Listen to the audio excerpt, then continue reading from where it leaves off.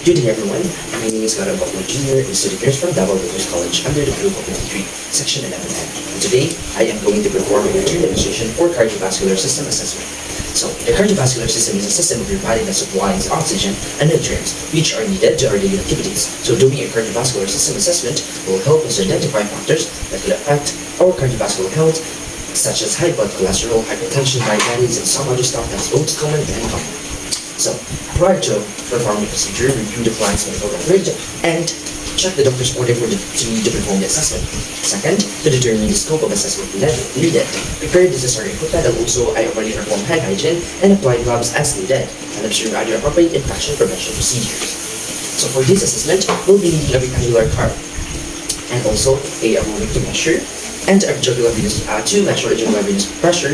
Next is our pen light, is a conventionalized source, advanced lead or stethoscope to oscillate our heart sound. Prior to conducting this assessment, rest assured that I already performed the hand washing and cleaning and sanitized myself before meeting the client to prevent cross-contamination. So, in a trajectory piece, now we are going to read the client politely and the client companion if we wrongly introduce ourselves in front of the client and to verify the client's identity.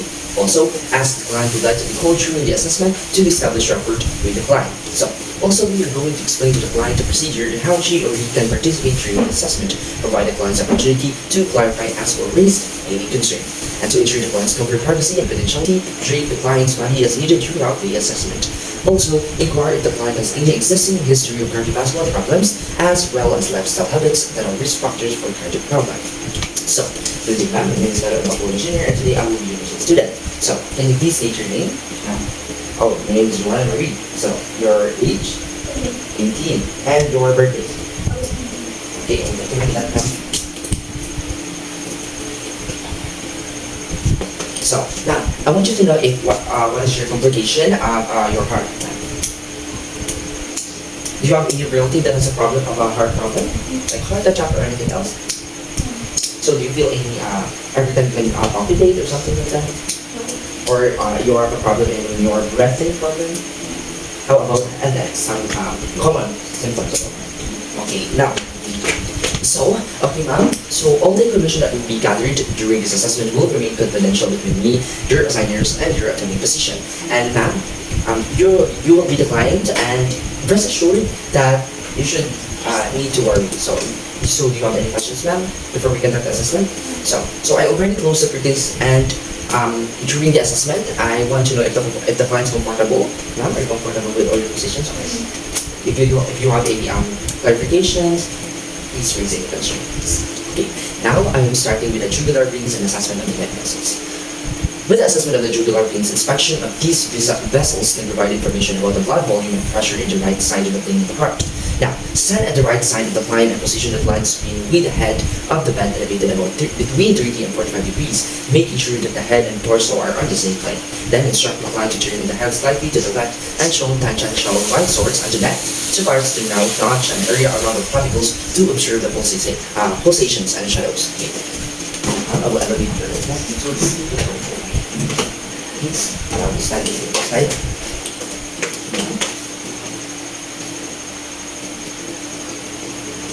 Okay, so if jugular distension was noted, assess the jugular venous pressure by locating the highest visible point of distension of the internal jugular vein. Emphasize that distension with a tangential brightening. So, the necessary raise or lower the head of the bed 30 to 45, 60 to 90 degrees until the highest visible point of distension of the internal jugular vein was observed. Note that the jugular vein should not be distended, bulging, or protruding at 45 degrees or greater. And so, it may indicate the right side in our career. So, okay, now, check your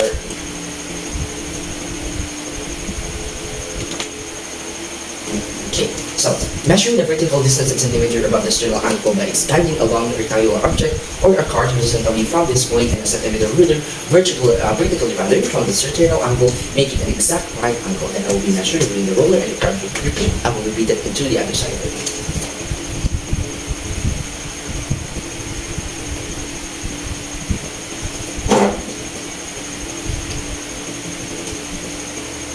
Okay.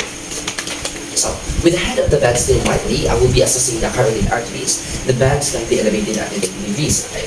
And then, position the spine head slightly toward the side being examined, opening the carotid artery consciously, avoiding too much pressure or massage in the area. Completely very slightly to avoid blocking circulations or triggering vagal simulations and radically hypotension, or even cardiac arrest. And then palpate the carotid arteries individually because bilateral of the carotid arteries may result to reduced cerebral blood flow. Then I will repeat the preceding step on the other side again. I will using the fingers. Okay, to feel the amplitude of stroke and porphyrials, turn the client's head slightly away from the side being examined. Place the bell of the stethoscope over the carotid artery, then ask the client to hold his or her breath for a moment and auscultate the carotid artery releasing for bruit. A bruit is a blowing or swishing sound that is caused by a turbulent blood flow through an hour vessel, which is an indicator of the occlusive arterial disease. If a bruit was heard, gently palpate the artery to determine the presence of arterial. Then I will also repeat it to the other side. This, the client side. As you can see, this is the other side that I'm being examining. So I will be using the left side of the stethoscope.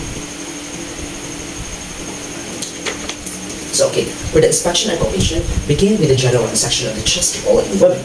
Kept the right chest straight, gently lifted the breast with the left hand or ask the woman to do this for assistance. Stood at the right side of the client with the head of the bed elevated at 50 degrees and look for any abnormal pulsations.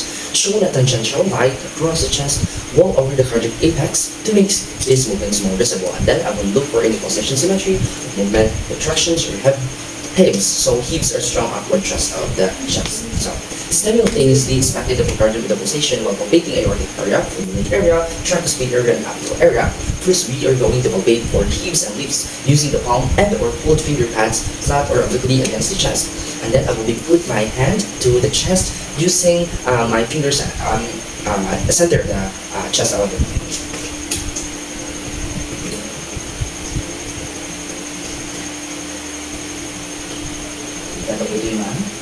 Okay, now next press the ball of the hand firmly against the chest wall and feel for any thrills. So, thrills is a bouncing or vibratory sensation felt on the skin caused by amplifying turbulent flow, which indicates murmur because an incompetent herpes. So I will press the chest, the lower chest of the patient, and then in the center, and then upper of it.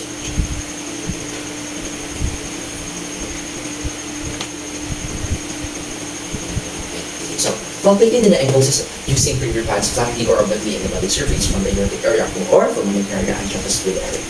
In the RV, in the right ventricular area of the lower left sternal border and in the subscapuloid area using the palmar surface of the hand. So, I will be palpating using my fingers. So, palpating the apical impulse using the palmar surfaces of the 2-3 middle finger. Then for the final assessment, palpating with one finger alone to confirm characteristics of the apical impulse, noting for patient, the diameter, and amplitude. So first, I will palpate the impulses using finger flat flatly oblique the body surface, the RV. First that I can mention. The right side, here, palmar surface. The other side. And then I will be palpate the chest of the patient using my 3 fingers, like this, to confirm its characteristic of the impulse.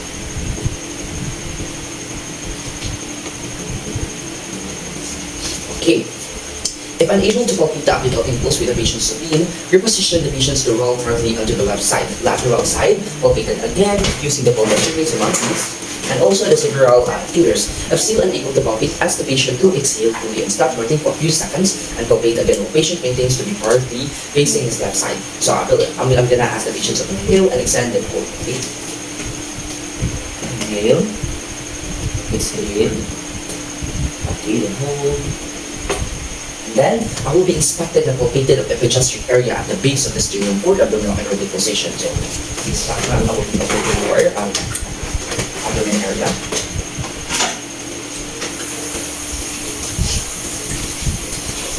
Okay, so for the auscultation, back here. Now we are going to assess for heart rate and rhythm by placing the diaphragm, the stethoscope at the apex and listening closely to the rate and rhythm and the apical impulse. The diaphragm is used for hearing the high-pitched sound while the bell is used for detect and differentiate low-pitched sound. Count the heartbeat for a full minute. If an irregular rhythm was detected, assess for a pulse rate defect. So I will oscillate the chest of the patient using the diaphragm of the stethoscope. So we'll open that.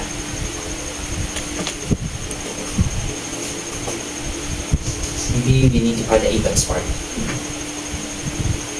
Okay, so now, again, I will be using the diaphragm of the stethoscope first, then the bell. Oscillate the heart in all four anatomic sites, which are the aortic, pulmonic, tricuspid, and apical area for the heart sounds. Extra heart sounds and murmurs, and then ask the client to breathe regularly while oscillating. So first, I am going to listen focus the aortic area, which is located at the right sternal border in the second intercostal space. Then I will place the bell of the stethoscope in the center of her breast, and then after that in the side right. In the right side, center, and then the right side. So now, moving to the pulmonic area, which is located at the left side, since I have done two right side. So the left sternal border, second intercostal space. So I'm gonna perform it again into the left side.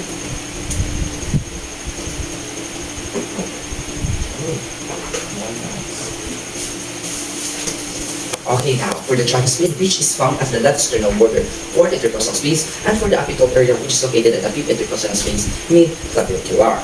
So, repeat the steps while the patient is in the left lateral position. Then, in the second position, you lean forward and briefly stop breathing after exhalation. So, now, roll on the left side. And then, I will be asking you to inhale and exhale, then hold while the stethoscope is in your chest part, downward of your breast. Now, inhale, exhale, inhale, exhale. So, please, and then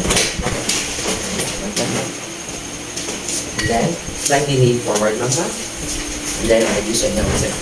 I will for another swing. Okay, inhale, exhale. So we are examining your upper extremities. Inhale, exhale. Okay. So now, please back to the supine position. Next, we are going to assess each arm for size, symmetry, skin color, and temperature for fingertips and shoulder. Noted for any process of edema, lesions, changes in skin texture, and hair distribution. Now, I will be inspecting the peripheral veins in the arms in the presence and full appearance of superficial veins when limbs are dependent and when limbs are elevated. So now, I'm gonna check the both arms of the patient. Now, like this.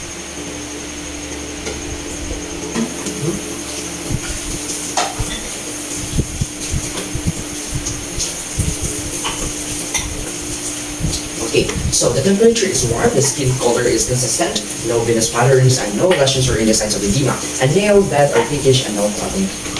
Yeah, so take them out. So now I will be palpating for the radial pulse. So it should be in the wrist, in the lower of the thumb. The ulnar pulse should be the same as the wrist in the other side, and the brachial pulse individually and bilaterally on the arm. So your pulse are relatively strong and normal. So we need to examine that if it is true that it is a normal. Okay.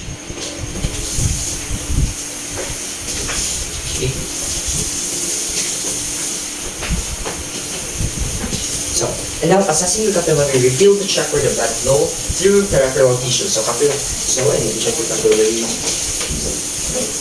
like this. The other side. So the capillary is good. Excuse me. Now, I will be performing the Allen test, which is that to test the potency of the ulnar and radial artery. Then I will be asking the client to open and close the hand as long as quickly as they can, and then squeeze. Squeeze on the first, the left side. Very good, and the right side. Thank you. So, next is the please be like that. So, examining the lower extremities at supine position, assist each leg for size, symmetry, skin color, and temperature from groin to toes. Note for any process of lesions, changes in skin texture, and hair distribution. Now, I will be inspecting the peripheral veins and the legs for the presence and or appearance of superficial veins when limbs are dependent and when limbs are elevated. Let me see here. Is it okay, ma'am? So, I will be that note so that I will be checking it. Okay, so now, while I am proceeding to this kind of assessment, I see that the color is consistent at all and over, and the hair is evenly distributed, and your skin is beautiful. So, now, while picking for your femoral pulse, palpating their pulse, and also dorsal pedis, and then the postural tibial, and then the individuality of the bilateral. But first, I will perform the potato femoral pulse.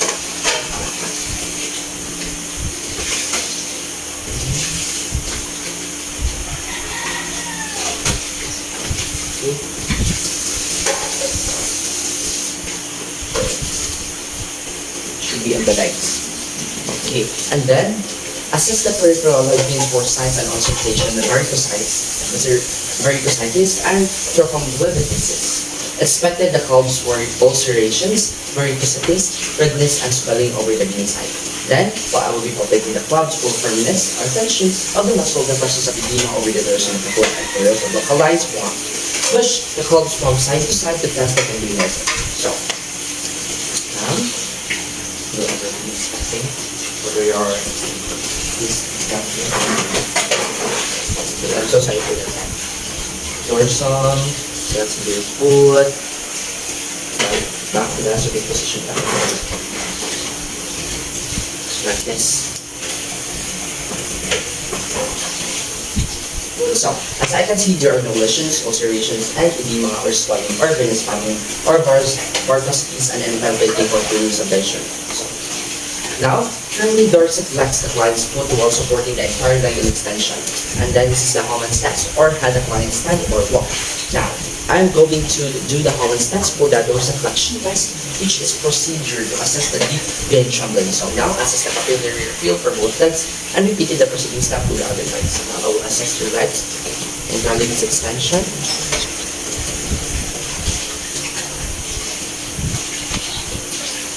So now, after I assessed the capillary,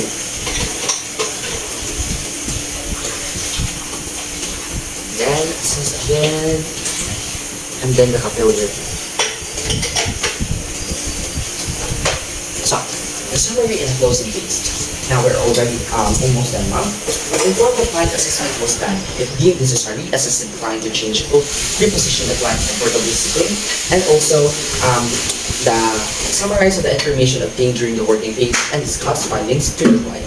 Then discuss the client possible plans to resolve or health concern if the present assess for the client understanding of the client and the need of the further teaching, provided the client the opportunity to clarify as for raise any concern.